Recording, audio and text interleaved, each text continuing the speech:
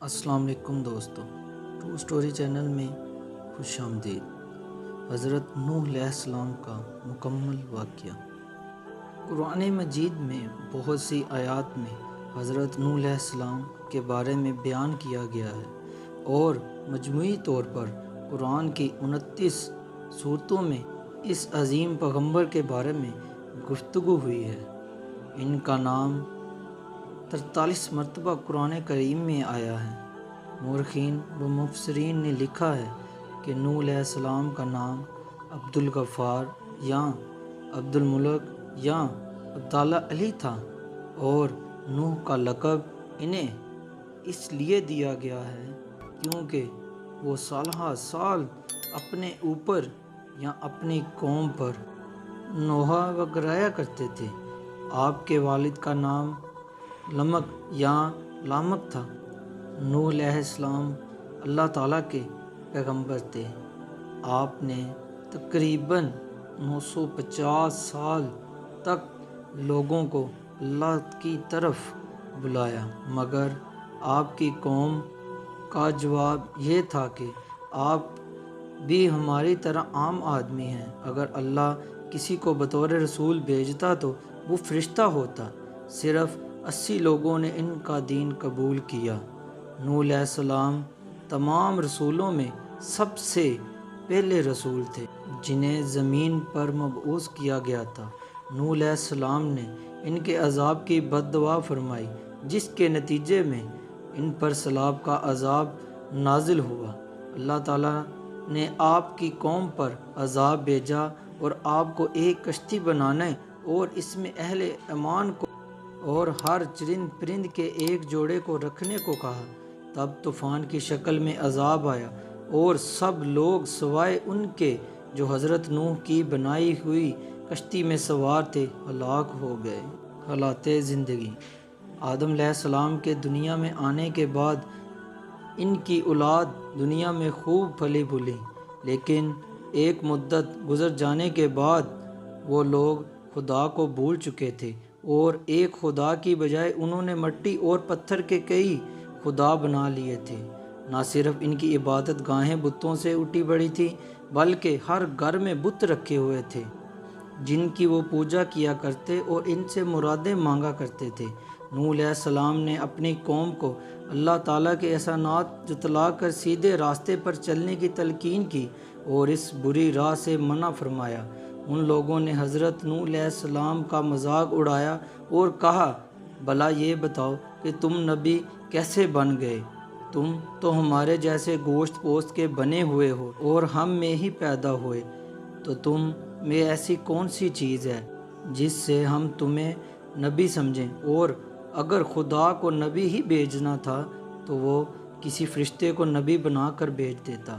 نوح علیہ السلام نے اپنی قوم کو اللہ کے احسانات جتلائے اور کہا، تم کو چاہیے کہ ان بیکار بتوں کی پرستیں چھوڑ کر ایک خدا کی عبادت کرو، اور میں اس کی تم سے کوئی اجرت نہیں مانگتا، تمہاری ہی بھلائی کے لیے تم کو نصیحت کرتا ہوں۔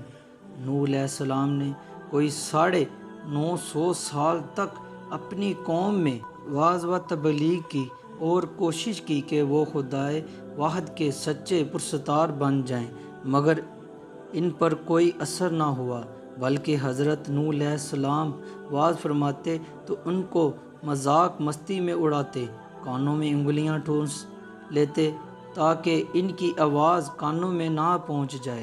صرف چند لوگ تھے جو آپ پر ایمان لائے۔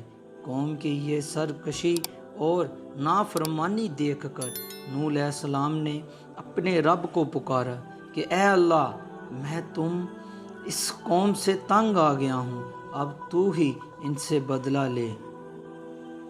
کشتی نوح۔ اللہ تعالیٰ نے حضرت نوح علیہ السلام کو حکم دیا کہ ایک کشتی بناؤ، اور یہ بھی حکم دے دیا کہ دیکھنا اب کسی کی سفارش نہ کرنا، اب ان پر ضرور عذاب نازل ہو کے رہے گا۔ حضرت نوح علیہ السلام خدا کے حکم کے مطابق کشتی بنانے میں لگ گئے۔ جب آپ کشتی بنا رہے تھے تو قوم کے لوگ اس کا مذاق اڑا رہے تھے، تانے کس رہے تھے کہ کل تک تبلیغ کر رہے تھے آج بڑائی بن گئے ہیں۔ کبھی کہتے ہیں کہ کشتی تو بنا رہے ہو، لیکن دریا کہاں سے لاؤ گے کشتی چلانے کے لیے؟ حضرت نوح علیہ السلام اپنے کام میں لگے رہے۔ جب کشتی بن کر تیار ہو گئی تو خدا نے حکم دیا کہ اپنے اہل اور ان لوگوں کو کشتی پر سوار کر لو جو مجھ پر ایمان لے آئے ہیں، اور ہر جانور کا ایک ایک جوڑا بھی کشتی میں رکھ لو۔ قوم نوح پر عذاب۔ جب سب لوگ کشتی میں بیٹھ گئے تو خدا کے حکم سے زمین کے سوتے پھوٹ پڑے، اس کے ساتھ ہی موسلا دھار بارش شروع ہو گئی، زمین پر پانی بڑھنے لگا اور حضرت نوح علیہ السلام کی کشتی پانی میں تیرنے لگی۔ پانی بڑھا تو حضرت نوح علیہ السلام نے دیکھا کہ ان کا بیٹا جس کا نام کنعان تھا پانی میں ڈوبنے لگا ہے۔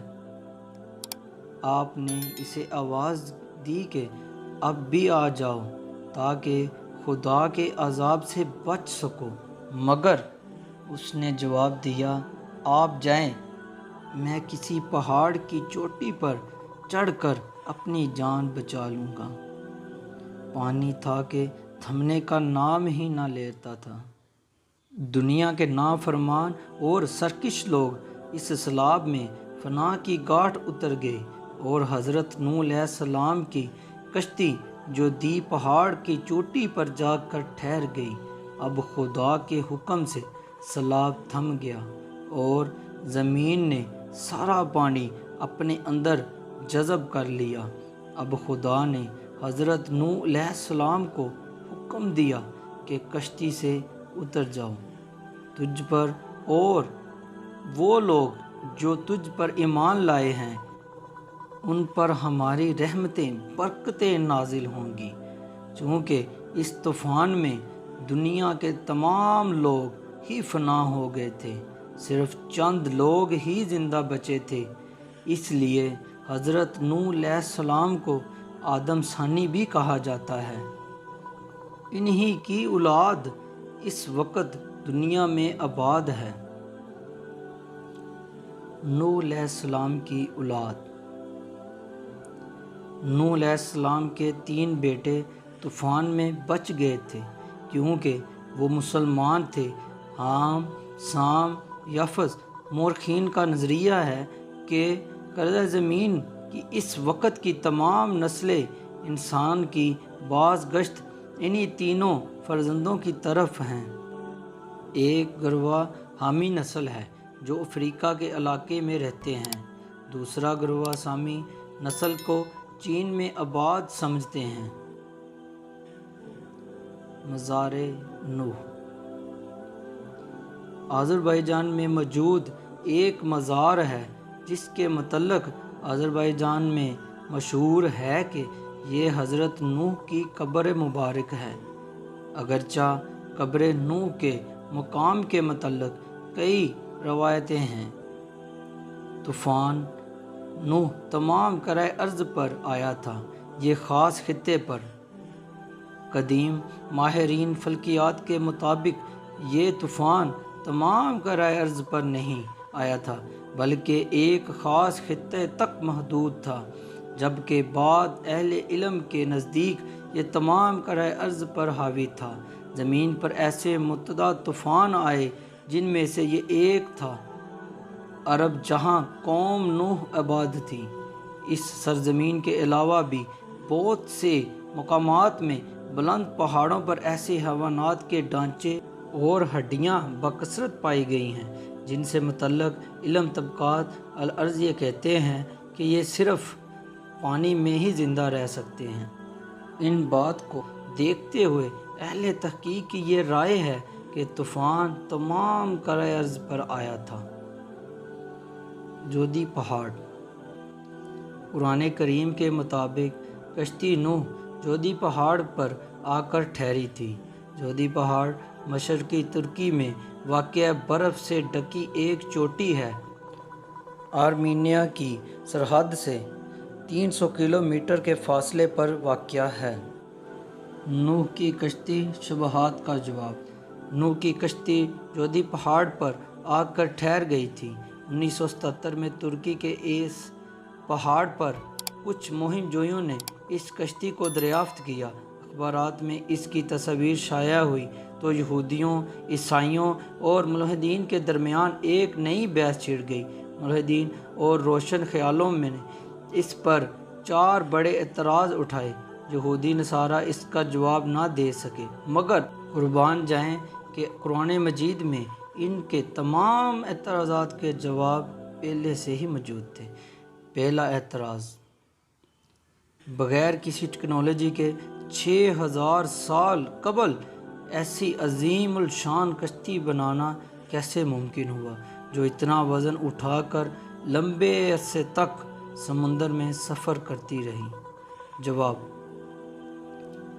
और हमने इसे तख्तों और कीलों वाली कश्ती पर सवार कर लिया। तहकीक के मुताबिक इस कश्ती से दहाती कीलों और तख्तों के आसार मिले हैं। कीलों और तख्तों की वजह से ही ये मुमकिन हुआ। अल्लाह जल्ला शानहू ने नूह अलैहिस्सलाम को इसका इल्म अता फरमाया था। दूसरा एतराज़, उस ज़माने में इतनी बड़ी कश्ती कैसे बनाई जा सकती थी जिसमें दुनिया भर के जानवरों के जोड़े सवार हुए। जवाब, सूरह हूद आयत नंबर 30। यहाँ तक कि जब हमारा हुक्म आ पहुँचा और तनूर उबलने लगा, हमने कहा इस कश्ती में हर किस्म के जानदारों में से जोड़े यानी 2 जानवर, एक नर और एक मादा सवार कर लो और अपने घर के लोगों को भी, सवाए उनके जिन पर पहले से ही बात बढ़ चुकी है, और सब ईमान वालों को भी। इसके साथ ईमान लाने वाले बहुत ही कम थे। यानी ये कश्ती कोई आम कश्ती नहीं थी बल्कि बहुत बड़ी कश्ती थी। ये कश्ती 3 मंजिला है और बहुत लंबी चौड़ी है। इसमें 520 रेल के डब्बे सवार किए जा सकते हैं। 25,000 जानवरों की गुंजाइश मौजूद है, इसलिए इतने जानवरों का समा जाना बिल्कुल दुरुस्त है। तीसरा एतराज़, इतनी बड़ी कश्ती इतने अजीम तूफ़ान में बग़ैर लंगर के कैसे तैर सकती है। जवाब, सूरह हूद। नूह अलैहिस्सलाम ने कहा इस कश्ती में बैठ जाओ, अल्लाह ही के नाम से उसका चलना और ठहरना, यकीनन मेरा रब बड़ी बख्शिश और बड़े रहम वाला है। हैरत अंगेज़ तौर पर जिस पहाड़ पर यह कश्ती ठहरी है उसके नीचे वादी में चट्टानों के नीचे बड़े बड़े लंगर दरियाफ्त हुए हैं, वो इस कश्ती के लंगर हैं। चौथा एतराज़, एक लकड़ी की कश्ती इतने लंबे अरसे तक एक पहाड़ की चोटी पर कैसे बाकी रही। जवाब, सूरह कमर आयत नंबर 10। और हमने इस अहले दुनिया के लिए अपनी कुदरत की निशानी बनाया है, तो है कोई नसीहत हासिल करने वाला। हालिया तहकीक से पता चला है इस पूरे पहाड़ी सिलसिले में सिर्फ इस पहाड़ की चोटी पर बर्फ़ है जहाँ ये कश्ती है। बर्फ़ की वजह से ये कश्ती महफूज रही। जी तो दोस्तों, ये थी आज की कहानी। अगर इसमें कोई गलती, कोई ख़ता हो गई हो तो मेरा और आपका रब बड़ा गफूर और रहीम है, वो मुझे माफ़ करेगा। अगर आपको मेरी वीडियो अच्छी लगी हो तो प्लीज़ वीडियो को लाइक कीजिएगा, और चैनल पे आप नए हैं तो चैनल को ज़रूर सब्सक्राइब कीजिएगा। नेक्स्ट वीडियो तक दीजिएगा इजाज़त। अल्लाह हाफिज़। अल्लाह निगहबान।